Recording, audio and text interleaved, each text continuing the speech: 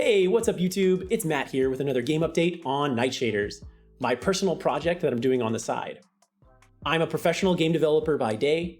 I've been doing this for about 15 years or so, and I love it so much that I do it in my free time too. So in this update, I want to go over how I added a new boss monster to the game. He's this huge octopus guy that has an army of tentacles that attack you. I also added a new healing monster to the game, and some other stuff too. So don't forget, if you want to follow along with the project, hit the little subscribe button down below, and let's get into the video. This guy starts off as a really rough sketch. This is how most of my monsters begin their life, especially when I don't know exactly what they're going to look like. This just lets me sort of concept in 3D and figure out sort of who I want this character to be in a quick way. Here I'm in ZBrush. I'm using Dynamesh, which is sort of this cool thing where it creates topology for me, so I'm sort of able to just play with this like digital clay, and I'm just working loosely, trying to figure out who I want this guy to be. I did collect some reference because I had done some paper design at this point. I knew I wanted him to be a sea monster of some sort. I knew sort of what abilities I wanted him to have and what I needed him to do, but the visuals were still totally up in the air. Here are a few of the references that I gathered. What I like about them is the tone. They're sort of scary, but still kind of silly in their own way. That's something I wanted to carry over into my own sea monster. So he's looking a little crazy right now. I had done a few different versions of this guy, and this was the one that ended up leading to the final model. Some of the other ones were not so successful. I'm just trying to work fast at this stage because I'm not going to actually use this mesh. I just need to create sort of the foundation for me to build the more refined model on top of it. So just trying to get sort of the big shapes in there, and then I can refine as I go. So at this point, I'm sort of liking the general fit, face and stuff. It's a little blobby and, some things aren't perfect, but overall I'm digging it. So I'll just keep working on it, refining things, smoothing this thing out here, and then I call it good enough and move on to the next stage. Now we'll take that rough sculpt into Topogun and redo the topology. And like I said earlier, where I was just sculpting in digital clay and not worried about that at all, if you were to look at the wireframe of that old mesh, it was a total mess, not really workable. Now I'm able to take a pass at that and make something that's going to be a little bit more workable in the next steps of the high poly process. So Topogun's great. It keeps those dots snapped to our rough sculpt, so I don't need to worry about maintaining shape or form at all. I can just focus on making that good topology that I can work from on the next step. So I'll continue this process of just laying out these dots and connecting the faces until I've covered the entire mesh and feel like I have everything I need for the next step. Now in Maya, with our retopoed mesh, I can continue to refine the model. I'll start by adding more creases and smoothing things out. I use this approach so I can achieve a super clean result. Like I've said in earlier videos, I want everything in my games to feel like they could be made of balloons, so that means no hard edges and everything needs to be nice and smooth.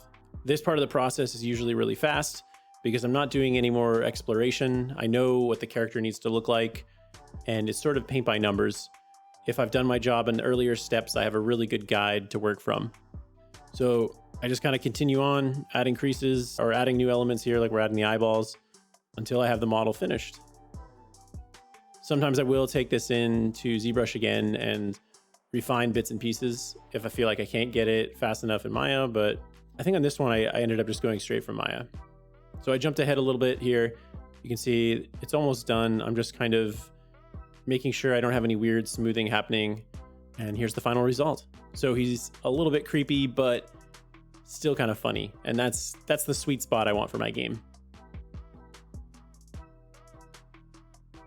Then I make a low poly, kind of similar to how I made the cleaner retopoed mesh, and I start playing the 3D game of Tetris we call UVing, which lets us bake out those textures. We transfer the detail from the high poly to the low poly.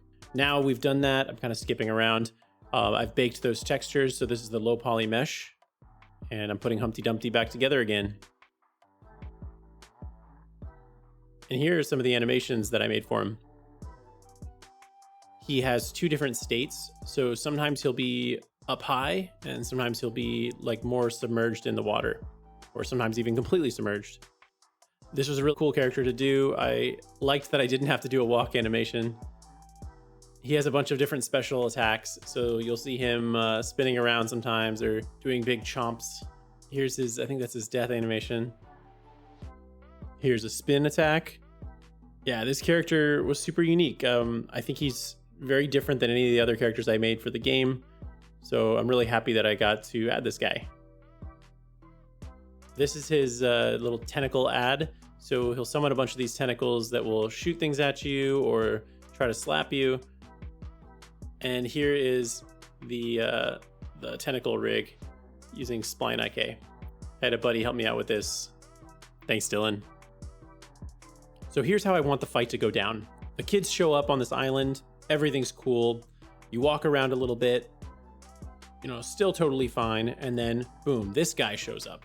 He's bad. You don't like him, so you start attacking him. He starts attacking you. He's got all kinds of special attacks. He's also not alone. He's got these tentacle buddies that can spawn just about anywhere on the map. So you guys are fighting back and forth. He's also moving around too. He can pop into any of these other locations here. And you go through those 2 different stages until you knock him out and then you beat the boss. All right, that's a quick recap of like how I want this thing to go. Let's see if we can actually make it work.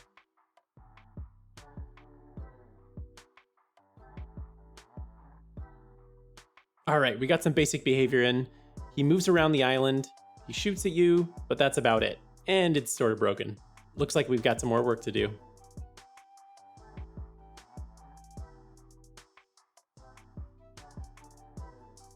That looks better. He's actually shooting, he's popping up nicely, and he's moving around. So I think that's working well. But what the hell is going on with those tentacles? Oh my gosh. They're having a bad day. Looks like we have more to do. Let's give this another shot.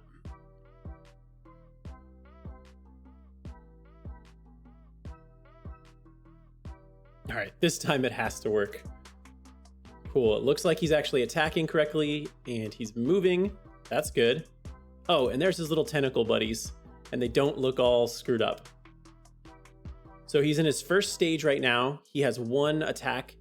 Well, really 2 attacks, but 1 special attack. He'll shoot you with shotgun spread projectiles, and then sometimes he'll shoot out that heat-sinking missile, there he goes, that sort of keeps you on your toes. All the while, those tentacle buddies are shooting at you. They're really weak though, they die in about a hit, but they'll pop right back up. Whoa, that's really bright. I think I need to turn off the hit flash. So now we triggered him to move into his second stage, so he's gonna rise up and be a big boy. That gives him access to a whole new attack. Here it is. Boom, his laser. He also has the same attacks from his first stage. And as we go into the second stage and later into the fight, more tentacles are gonna show up. That also scales based on how many players are in the game. You'll also notice there's that little off-screen indicator. So when the boss goes off the screen, I have God mode on too, by the way. So that's why I'm not even trying to dodge anything.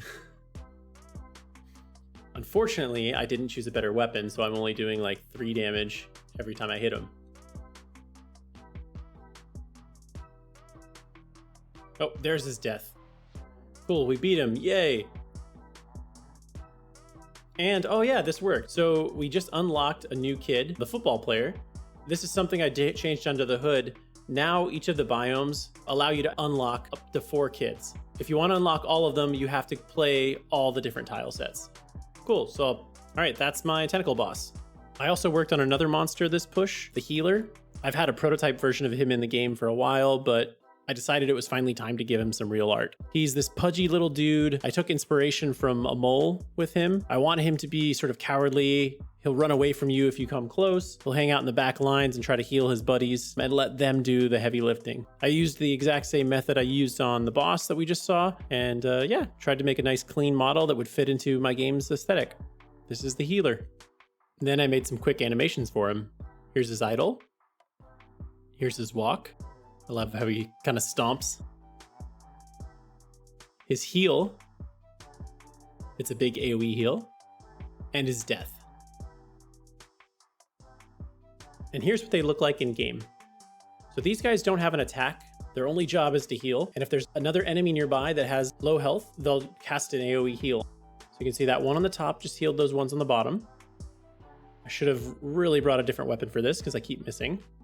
I really like this guy though because he changes how players can't just mindlessly shoot whatever enemies are in front of them. If they really want to make progress, they have to focus on the healers. Because if they don't, they're going to pay a heavy price and it's going to take them a long time to burn through those other enemies. You can see he's running away from me too. He's cowardly. So if I get within a certain range, he's going to start to retreat. These guys really want to stay in the back lines. And that's the healer. I think he's another cool addition to the game.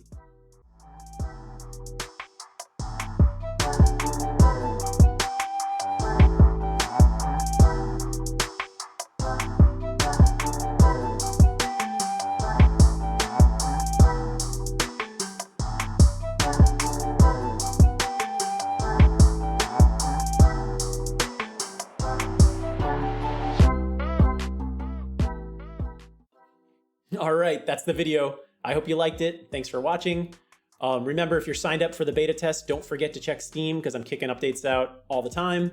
If you're interested in beta testing, please consider signing up for my Discord below. I'm going to pull from there first when I need new testers, and I'll see you in the next video. All right, bye.